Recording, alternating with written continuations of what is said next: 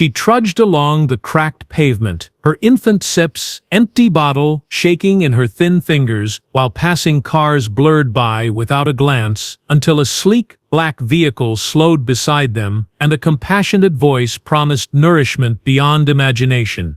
Jessica Davis clutched her son Leo tighter against her chest, the baby's soft whimpers a constant, heartbreaking rhythm against the morning's oppressive quiet. The sun was already beginning to bake the Toronto sidewalks, sending shimmering waves of heat rising from the asphalt. Her thin sandals, worn through at the soles, offered no protection from the gritty, hot concrete. Each step was a fresh wave of pain, shooting up from her blistered feet into her aching legs. In her other hand, the empty baby bottle felt heavier than it should, a hollow plastic symbol of her failure. They had been walking for over an hour, and every storefront they passed was dark and lifeless.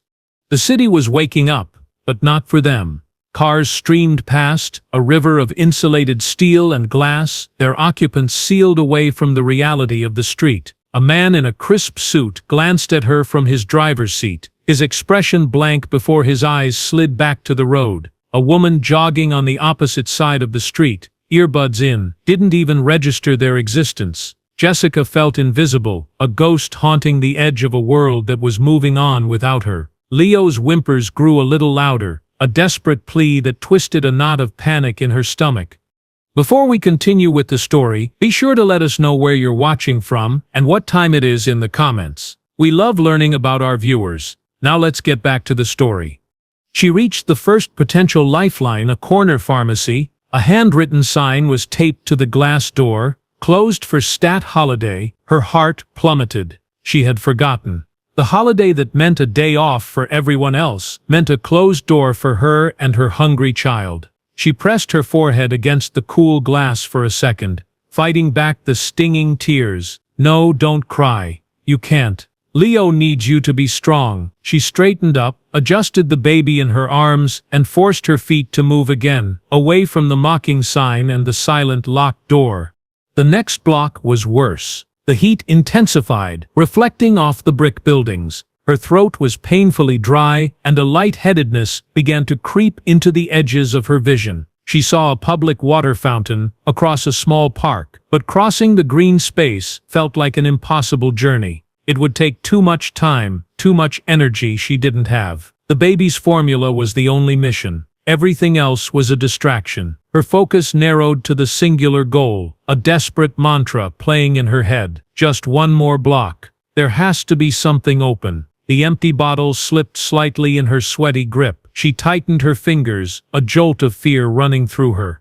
A large grocery store loomed ahead, its massive windows dark. She knew it was probably closed, but she had to check. Her hope was a flickering candle flame in a hurricane. As she got closer, she saw a security guard standing just inside the automatic doors, his arms crossed. He saw her approaching, saw the baby, saw the bottle. He gave a slight, almost imperceptible shake of his head. He didn't even wait for her to ask. The gesture was one of finality, a silent dismissal that felt more brutal than any shouted words. She stopped, turned, and walked away, the weight of his pity pressing down on her. Leo's cries escalated from whimpers to full-blown wails.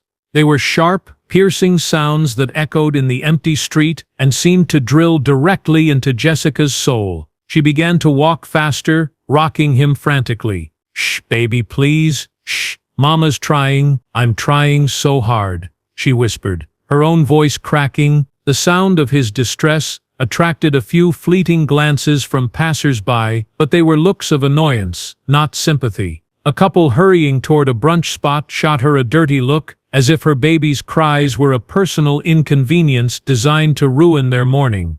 Her legs began to tremble uncontrollably. Exhaustion was a physical entity, a heavy cloak smothering her. She spotted a bus stop bench and sank onto it.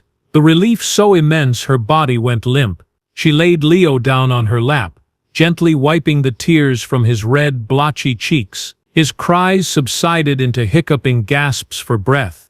He was tiring out. The thought sent a fresh spike of terror through her. What happens when he's too weak to cry? The sun beat down on the bench's metal frame, making it uncomfortably warm. She had to keep going. Looking down the long, straight road, she saw a cluster of neon signs in the distance. A 24/7 convenience store, maybe? It was at least another 10 blocks away, a shimmering, uncertain oasis in a desert of concrete. It felt like 100 miles. She got to her feet, her body screaming in protest. Every muscle fiber ached. She lifted Leo, his small body feeling impossibly heavy. "We can make it. We have to." She took a step, then another, her gaze locked on the distant promise of light and commerce. The world began to tilt. The sounds of the city faded into a dull roar. The shimmering asphalt seemed to liquefy before her eyes. She put one foot in front of the other through sheer force of will, but her coordination was failing. Her thin sandal caught on a crack in the pavement, and she stumbled hard, catching herself just before she fell. The jolt sent the empty bottle flying from her grasp. It clattered onto the ground, a hollow, lonely sound. She stared at it, unable to summon the energy to bend over and pick it up. Her vision blurred, not from tears, but from pure, debilitating exhaustion. She could barely stand. The distant neon signs swam in and out of focus. She swayed on her feet, the baby a dead weight in her arms. It was at that precise moment of utter despair, as she felt her knees begin to buckle, that a brilliant glare of light sliced through the morning haze. A pair of powerful headlights had rounded the corner, slowing as they approached, their beams pinning her like a frightened animal, freezing her in a tableau of absolute desperation.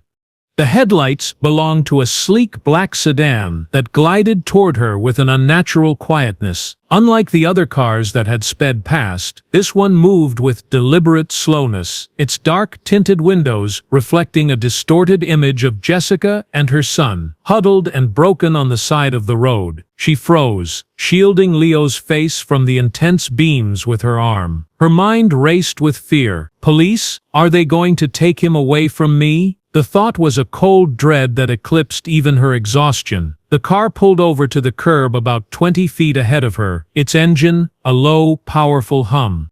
Inside the vehicle, Robert Evans had been reviewing quarterly earnings on a sleek tablet. His driver, a stoic man named Frank, cleared his throat. "Sir, take a look over there." Frank gestured with a subtle nod of his head. Robert looked up from the screen, his gaze following Frank's. Through the tinted glass, he saw the young woman. He didn't just see a person, he saw the slump of her shoulders, the way she clutched the infant, the lost bottle on the pavement beside her. He saw the story of her morning in a single gut-wrenching glance. "Pull over, Frank," he said, his voice quiet but firm.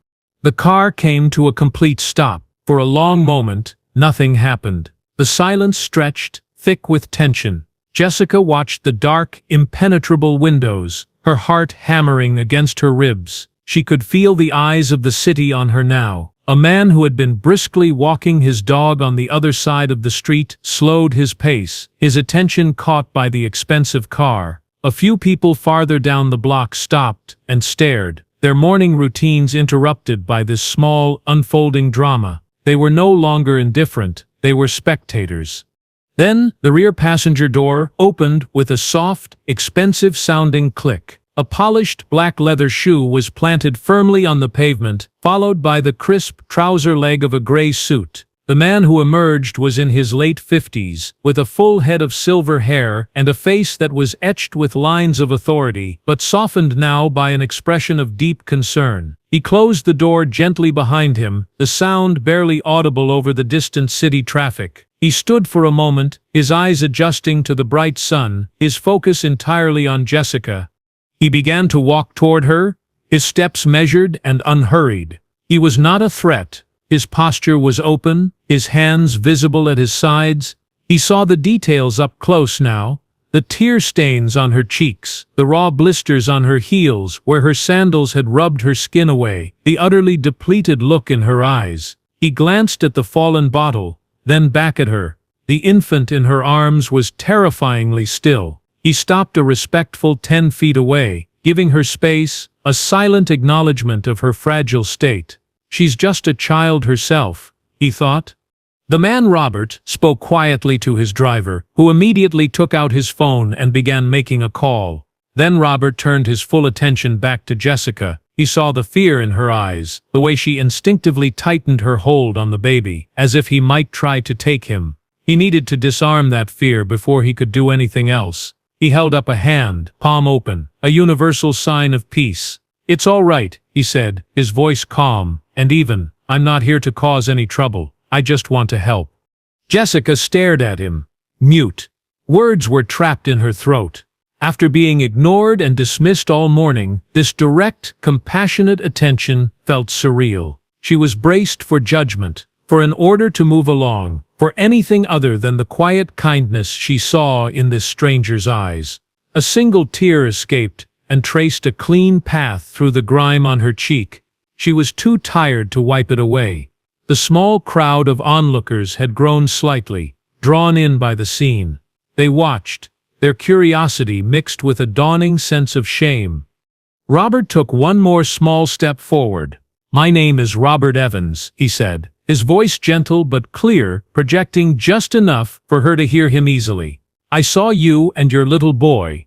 It looks like you've had a very hard morning." He deliberately used the word boy, a small detail to show he was truly seeing them, not just looking at them. He saw her flinch at his name, a flicker of recognition, but her exhaustion was too profound for it to fully register. Her entire world had shrunk to the next breath, the next heartbeat. He waited patiently, letting the silence hang for a moment, giving her time to process his presence. He could see the internal struggle on her face, the instinct to run versus the desperate need for help. He needed her to trust him, just for a moment. He gestured toward the fallen bottle on the ground. "You're looking for formula, aren't you?" It wasn't a question, it was a statement of fact. His empathy was a tangible thing, a quiet force in the heated air between them. Her legs felt like they were about to give out completely. She finally managed a small, shaky nod, a barely perceptible movement that was nonetheless a surrender. It was an admission of her defeat and a plea for help, all in one. The onlookers watched, holding their collective breath. The scene was stark. The powerful, well-dressed man and the destitute young mother, a portrait of societal contrast. Seeing her silent acknowledgement, Robert Evans' expression firmed with resolve. The moment for gentleness was over. The moment for action had arrived. His firm voice cut through her daze, clear and full of purpose. "Tell me what you need. I will get it for you." "Formula," Jessica breathed, the word a ragged, desperate exhalation. "He needs formula. He hasn't eaten since last night. Everything is closed." The confession tumbled out, and with it, the last of her carefully constructed composure shattered. Tears streamed down her face now, hot and unstoppable. Robert Evans listened with a solemn nod, his compassionate gaze never leaving her face. The raw pain in her voice solidified his resolve. He wasn't just going to help, he was going to solve this problem completely. "My assistant is arranging a bulk delivery to your home as we speak," he said, his tone reassuring and practical, "but your son can't wait for that." He turned toward the car and called, "Danielle, please." The front passenger door opened, and a woman in a smart business suit, Danielle Clark, emerged. She moved with quiet efficiency, carrying a case of high-end bottled water and a small, insulated cooler. Robert looked back at Jessica. "I'm the CEO of a baby food company. We always keep emergency supplies on hand."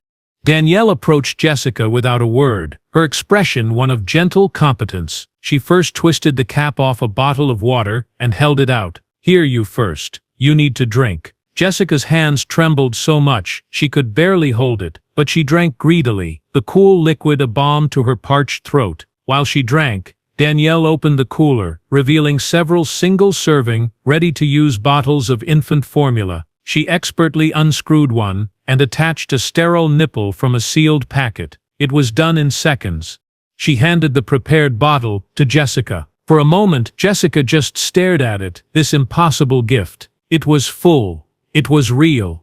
Her fingers closed around the bottle, a lifeline in the truest sense of the word. She immediately brought it to Leo's lips. The baby, who had been frighteningly limp and quiet, stirred. His senses, though dulled by hunger, recognized the promise of nourishment. He latched onto the nipple instantly, his small mouth working with a desperate, frantic energy that soon settled into a steady, rhythmic suckling. The sound of her baby eating was the only thing that mattered in the world. It was a sound of life, of relief, of survival. A choked sob of pure, unadulterated relief broke from Jessica's chest. She sank back down onto the bus stop bench, cradling Leo, watching him drink with an intensity that blocked out everything else. The tension that had held her rigid for hours finally drained away, leaving her weak but profoundly grateful. Her ordeal was over. Leo was safe. He was eating. As this intimate moment of relief unfolded, the small crowd of onlookers shifted uncomfortably. The man who had crossed the street to avoid her now stared at his own feet, his face flushed with shame. The woman who had glared at Leo's cries now watched with tears in her own eyes, murmuring, "Oh my God, I had no idea." Their earlier apathy had curdled into a bitter cocktail of guilt and regret. They had seen the same problem Robert Evans had, but they had chosen to look away. Now they were forced to witness the kindness they had failed to offer. Just then, a small, unmarked delivery van pulled up behind the black sedan. A driver in a polo shirt hopped out, carrying two large, heavy cardboard boxes. He looked to Robert Evans for direction. "Put them in the trunk of my car," Robert instructed. He then turned to Jessica, who was watching with wide, disbelieving eyes. "That's a 6-month supply of formula, diapers, and other essentials," he explained gently. "We will have another 6 months delivered to your home tomorrow. You won't have to worry about this again." The couple who had laughed as they passed her earlier had circled back, drawn by the commotion. Their smiles were long gone, replaced by expressions of stunned silence. They saw the boxes being loaded, they saw the peaceful baby drinking from the bottle, they saw the profound relief on the young mother's face. They understood, in that moment, the magnitude of what they had walked past. They were witnesses not only to an act of incredible charity, but also to their own colossal failure of human decency. Robert's driver, Frank, discreetly and kindly took Jessica's name and address. Robert placed a comforting hand on her shoulder. "We're going to drive you home now," he said softly. "No more walking for you today." He glanced briefly at the silent, shamed faces of the onlookers, his expression neutral but carrying an unspoken weight that made several of them look away. His judgment wasn't spoken, but it was felt by every person who stood there. Jessica allowed herself to be guided into the cool, air-conditioned interior of the sedan, sinking into the plush leather seat. She held her sleeping son, his belly now full, his face serene. The car door shut with a solid, reassuring thud, sealing them off from the heat, the hard pavement, and the guilty stares of the crowd. As the sedan pulled away smoothly from the curb, Jessica looked down at Leo, a fresh wave of love and relief washing over her. The empty bottle, forgotten on the sidewalk, lay as the sole remnant of a desperate journey that had, in a few short moments, ended not just with a meal, but with renewed hope for the future.